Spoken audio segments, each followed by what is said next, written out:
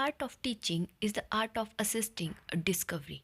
Hello everyone, this is Monica. You are watching Monica's Learning Zone where learning meets knowledge and practical skills. Today in this video we will discuss about the understanding of the context and the relevance of the subject drama and art in education paper 8 for B.Ed course. So first of all, drama. Drama is a genre of narrative fiction intended to be more serious than humorous in tone. It is performed by actors on stage, radio, film, or television. The origin of drama can be traced back to ancient Greece, where it began as a part of religious festival. तो religious festivals में इस चीज़ को हम drama वगैरह को organize करते थे. Drama involve a story line, characters and a conflict that be propel the narrative forward. तो वही है कि एक नरेशन होती है जिसमें एक स्टोरी होती है, कैरेक्टर्स होते हैं और कोई हम मैसेज जो है कन्वे करते हैं. The purpose of drama is not only to entertain but also to evoke thought, emotion, and reflection in the audience. It often explores complex themes such as love, morality, politics and human nature. वही है कि drama का जो main purpose रहता है कि उसमें हम कुछ एक स्टोरी के थ्रू, एक कुछ कैरेक्टर्स के थ्रू जो है हम कोई मैसेज कन्वे करते हैं. तो ये आया ड्रामा. नेक्स्ट आता है जो ये कुछ एग्जांपल्स है कि किस तरह से हम जो है ड्रामा जो है ऑर्गेनाइज करते हैं या किस तरह से हम मैसेज या कन्वे कर सकते हैं, कोई थॉट है. ठीक है. नेक्स्ट आता है art. Art encompasses a wide range of human activities and the products of those are typically involving imaginative और technical skills. तो आर्ट क्या है? एक इमेजिनेशन है, एक टेक्निकल स्किल है. It includes visual arts like painting, sculpture और photography, या performing arts like dance, theatre और म्यूजिक या singing, and literary arts like poetry और प्रोज. तो art serve multiple purposes. It can be a form of personal expression, a way to convey cultural and societal values, a mean to provoke thoughts and discussion, and a way to create beauty and aesthetic pleasure.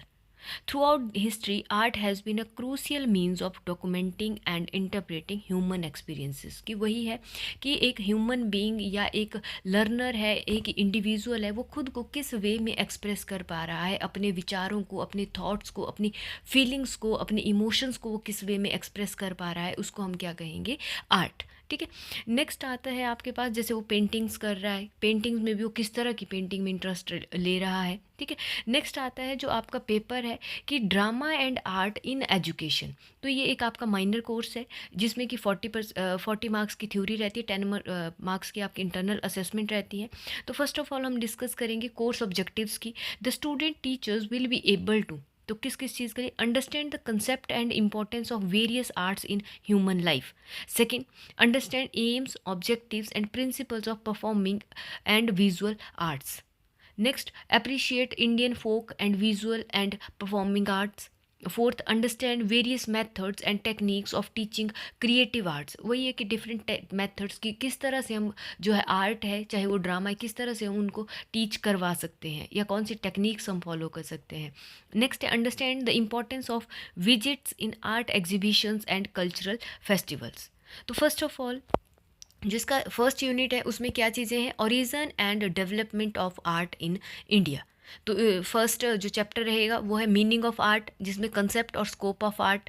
Second, origin and development of arts in India with special reference to the performing and visual arts. वही है कि performing means किस तरह के, कितने types के folk dances आ गए, चाहे वो सिंगिंग है, चाहे वो म्यूजिक से रिलेटेड है. विजुअल आर्ट, कितनी तरह की पेंटिंग्स आती हैं आपके पास, हर एक चीज़ को किसके साथ? इंडियन कंटेक्स्ट के साथ. Next third, importance of various arts in life and education की क्या इंपॉर्टेंस रहती है.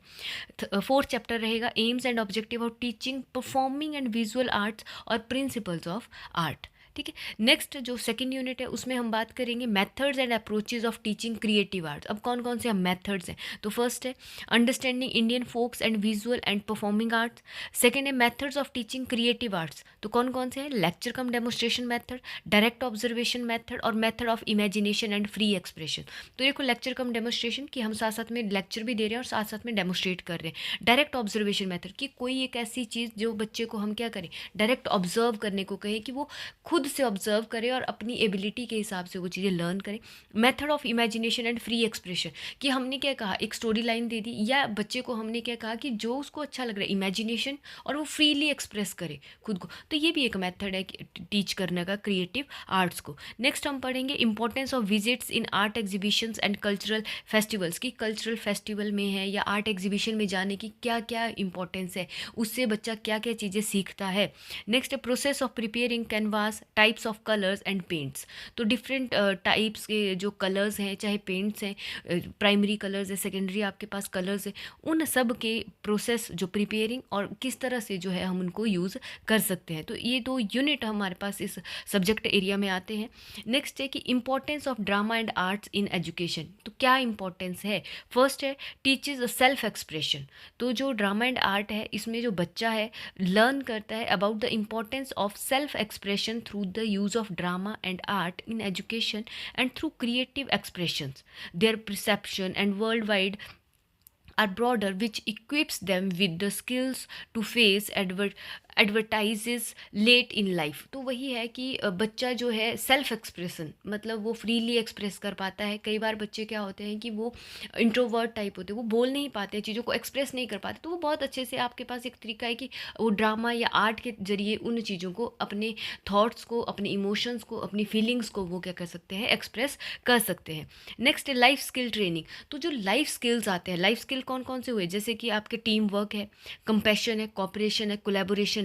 क्योंकि जब देखिए बच्चा ड्रामा है, चाहे आपके पास कोई आर्ट है या कोई फोक डांस है, उसमें बच्चा जब एक ग्रुप में रह के काम कर रहा है, वो वहाँ पे उसके लाइफ स्किल्स की क्या होती है, डेवलपमेंट होती है। चाहे वो टीम वर्क आ गया, कॉपरेशन वो बच्चा सीखता है, ग्रुप वर्क वो देख रहा है, एडजस्टमेंट है, डिसिप्लिन, वो चीज़ें, तो डिफरेंट लाइफ स्किल्स उसमें जो है डेवलप होते हैं।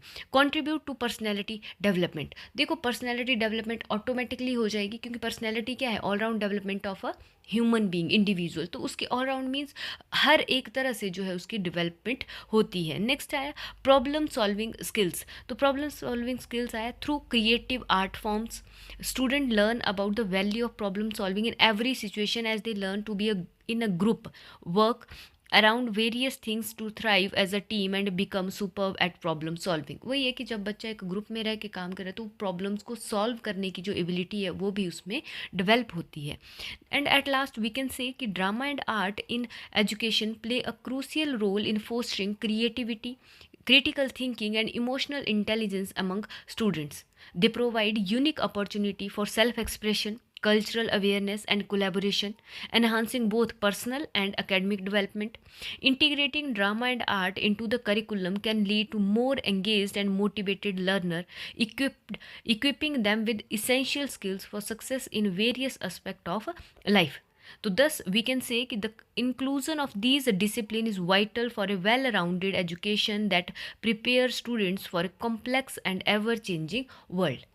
तो इसके साथ वही चीज़ आ जाती है कि इसमें जो है बच्चा टोटली फ्री होके अपने आप को एक्सप्रेस कर सकता है। तो ड्रामा एंड आर्ट जो है एक क्रूशियल रोल प्ले करता है हमारी एजुकेशन सिस्टम में।